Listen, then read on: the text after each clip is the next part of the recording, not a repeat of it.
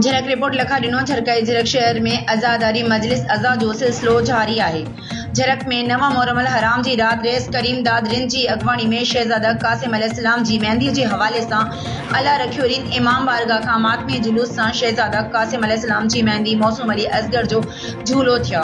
मातमी जुलूस पैंजे मुकर्रर रस्तन खां दींदो मरकजी ख्वाजा इमाम बारगाह वट पहुतो जिते नुआ ख़ानन करीम दादरिन रुस्तम अली रिन इरफान अली रिन सदाम हुसैन रिन आबिद हुसैन रिन यार मोहम्मद रिन बेन तरफा नुआ ख़ानी अज़ादारिन तरफा आज़ादारी करे हज़रत इमाम हुसैन के भेटा पेश कई वई।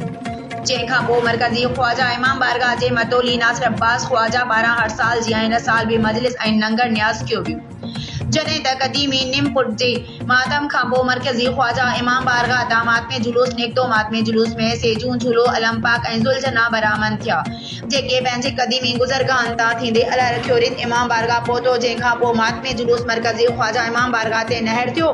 मातमी जुलूस जी सिक्योरिटी जा इंतजाम पिण सख्त किया विया हुआ। पुलिस सां गॾोगॾु अंजुमन गुलाम इमाम मेहदी जा जवान पिण गॾु हुआ।